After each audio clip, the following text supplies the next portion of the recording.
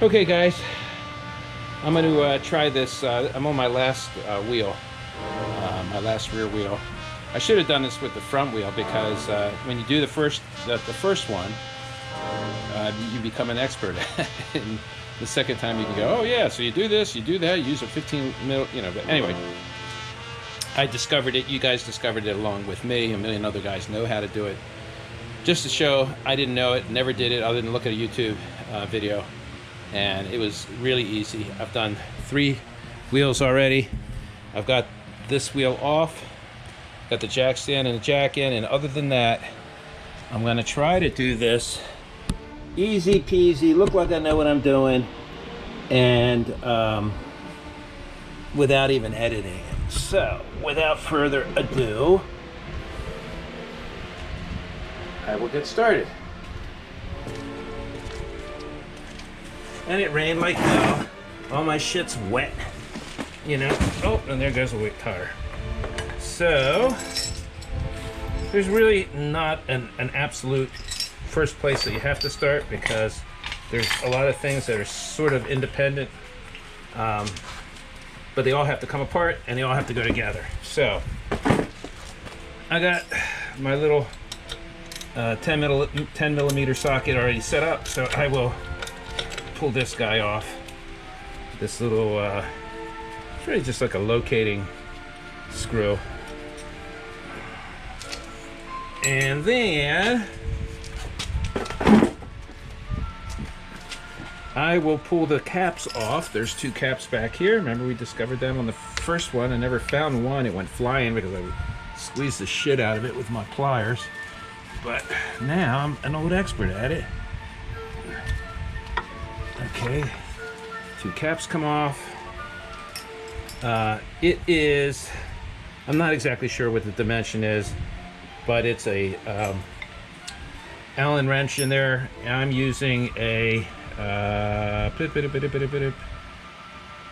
T45.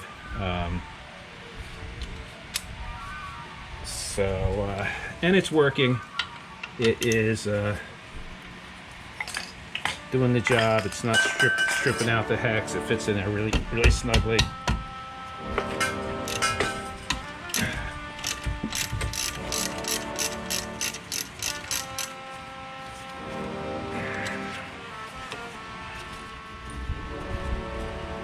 This Allen screw you screw it all the way out, and you don't really see too much of it, but there are threads that you can see.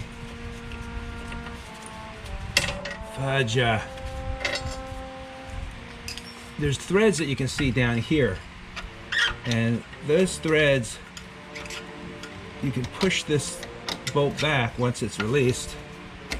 Okay, and so the reason you do that, because if you don't pull it out of the way, these threads are they go into this carrier, and you won't be able to pull this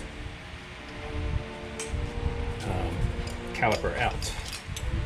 So let's get the bottom one.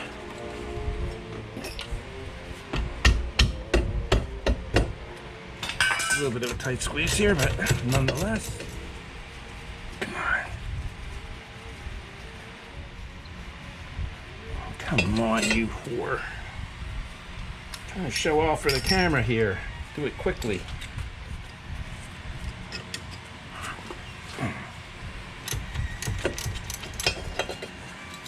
Let's see. All right, well, anyway, this guy needs to come out, spring. Just give this a couple whacks.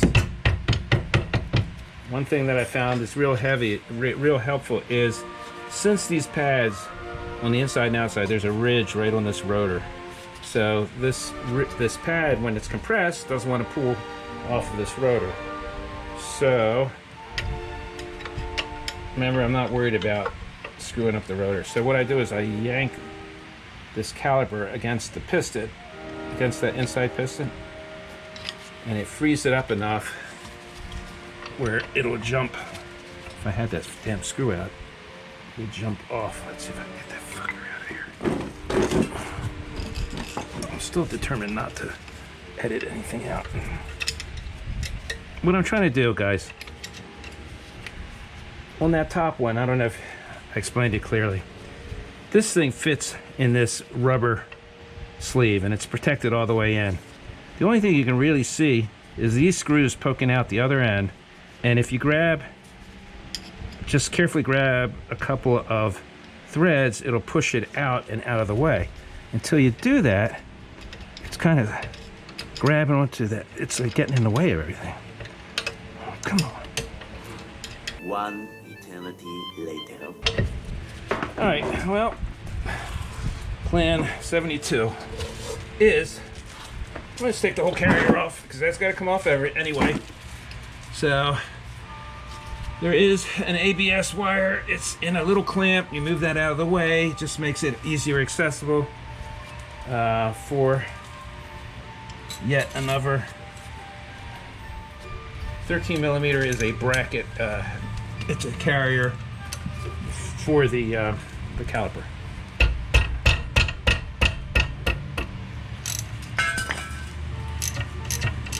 $13 millimeter.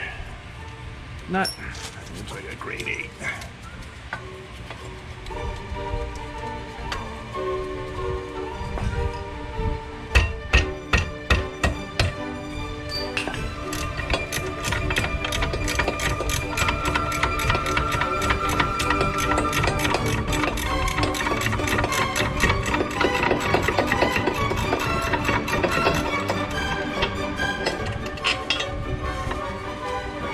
Came out. Here's the carrier with the caliper on it. There's the threads I'm talking about. See that stupid thing? And what I was trying to do in the blind was push against it. Now, I don't know, it's acting like it's not all undone. Once again, it's not that long not that long a bolt. It seemed like I turned it a million times. But we'll turn it another million, see what happens.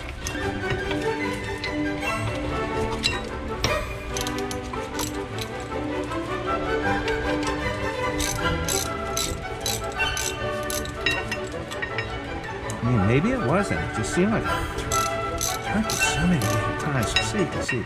Now it's coming out. But I was trying to push it out, just like grabbing hold of the threads and popping it out. I did the other one. It took 30 seconds. And the caliper comes out of the carrier. And I kind of park the caliper out of the way for a minute. Once again, I try to strap it up so I'm not putting stress on anything. That looks safe. All right, here's the carrier. There's plenty of meat on these back brakes, which is normally the case. You know, we know that the front brake does about 75% of the braking. So this has got brake shoes in it.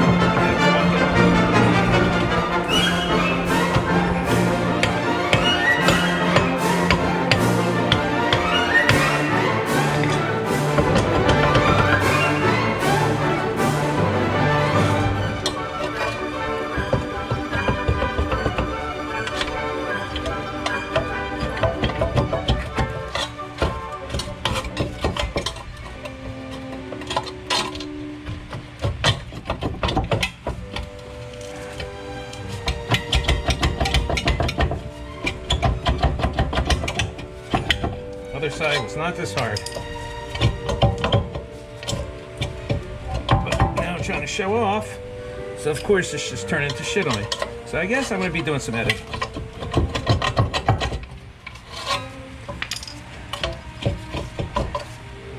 in a little...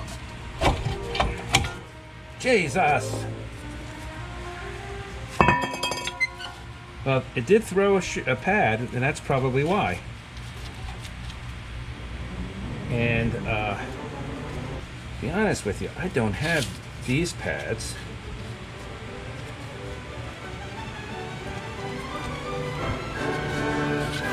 And I'm not 100% concerned about it because it's the e-brake pad. Let's see if O'Reilly has them in stock. Alright, editing commencing. Fuck.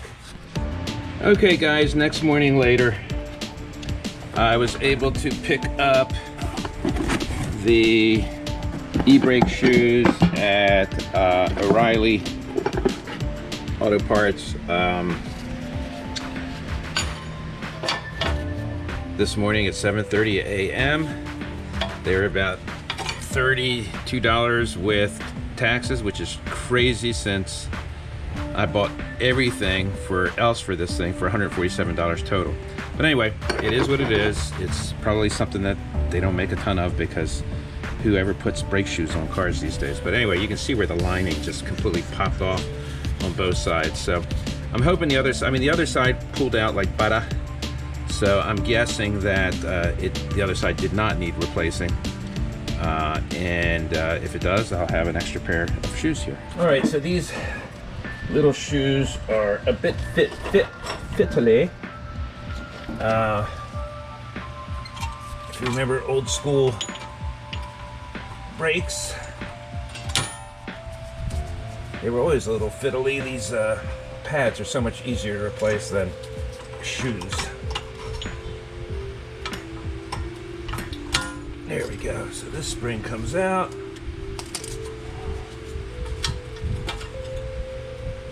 Very simple thing.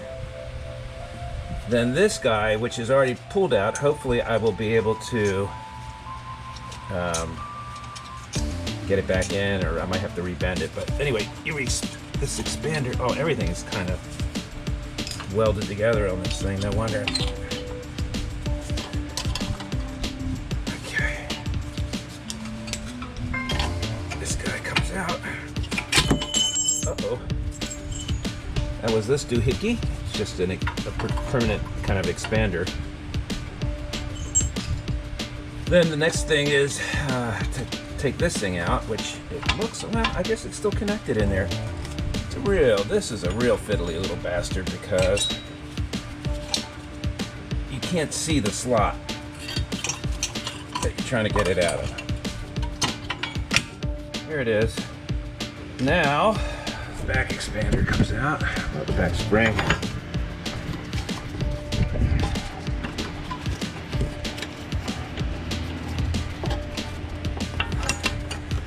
Well, all right. You can see where this guy needs to come out of here. All right. Take note that the back on this expander, this is the e-brake expander, it goes on this small slot. There's a big slot and a small slot. The small slot is in the back here. The big slot facing forward.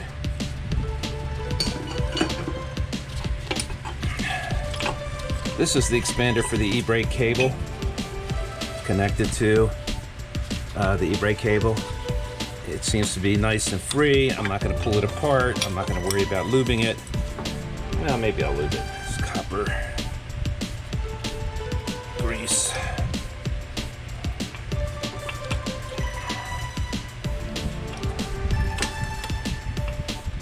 Anti-seize. And if we got it, why not do it, right? Right. So then the bottom shoe has the same fiddly doohickey spring as the top shoe did.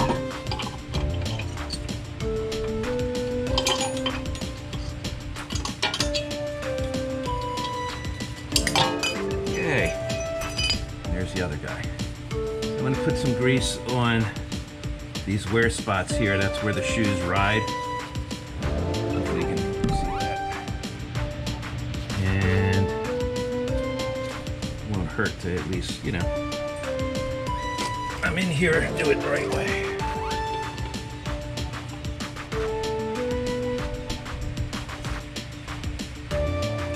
Great when you have a tube with a hole in the middle of it. So it's lubing up your fingers at the same time it's lubing up what you want it to lube up. You notice the only tool I really needed for this part of the job was a pair of needle nose.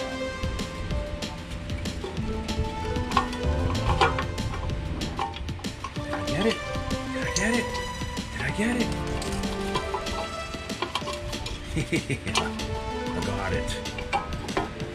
This rides in here. Spring rides in here. Get that ready to go. Top curly cue.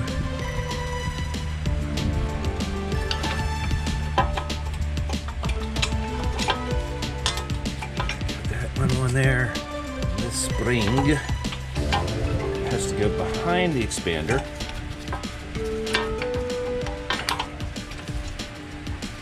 All up in there. Try to get this guy in here.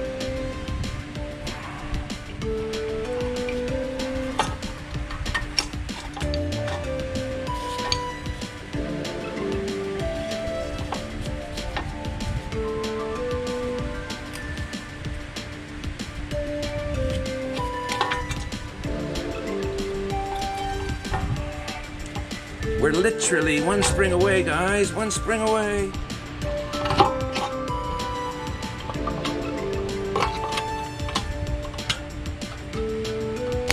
Are you fucking kidding me? Holy shit. I took the time to carefully heat up and bend this ice pick, which was working perfectly, to get that leverage, that spring in there, because they know they make a brake tool, and I broke the ice pick. I mean, it's an oldie but goodie. Well, I'm gonna try something else, but I think I'm on the right track. I know I don't have to do that, but and I could wrestle it in with some vice grips or something like that, but I'm gonna try it this way. Attempt number 2. Brake tool fabrication.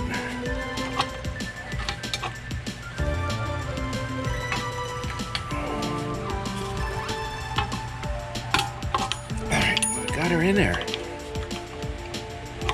Just needed something a little bit more stout. A cheapo El Cheapo. Alright, so now to make sure everything is seated properly. This guy is kind of flaccid. Not hooking very well, so I'm going to tweak it a little bit so it has more of a positive grip. I think I need to, essentially, I think I just need to, since I yanked on this thing so hard, everything was jammed up, I need to pull the spring down a little bit. I think I was able to get that out a little bit. Let's see. Yeah, it looks like it needs pressure to get to the slot.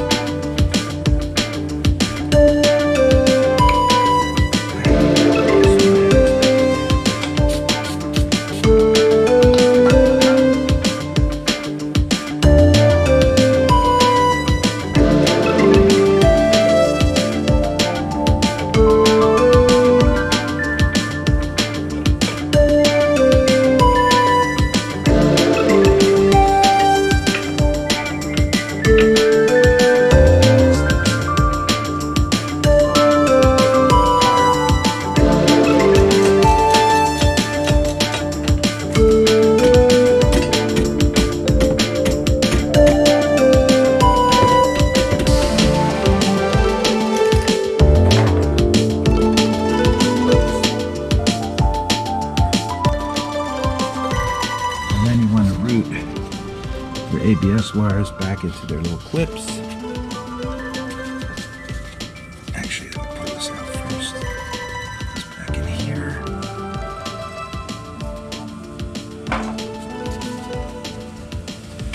Boom. And this guy goes back in a little clip here. Oopsie. Yikes.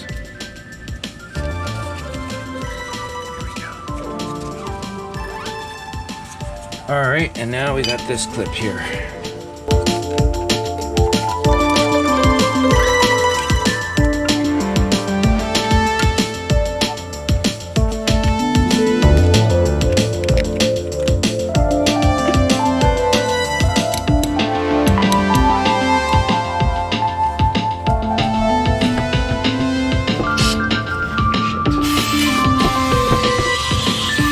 Okay, guys, that's pretty much it. I will put the wheel back on, and that is my four-wheel brake job. So that took a little longer than expected, as always with Carl Galler builds. But you know, this stuff I'm doing for the first time. It's not the first time I've ever done brakes, but it's the first time I've ever done it to this extent on this particular car. So I've looked at some other YouTube stuff, picked up some tips, but learned a couple new things here. And hopefully you guys have a little bit to take away with a little bit more knowledge. So if you like what you've seen, please give it a thumbs up, please subscribe and share, and I will see you on the next episode of Carl Galler Builds. Till then, I am out.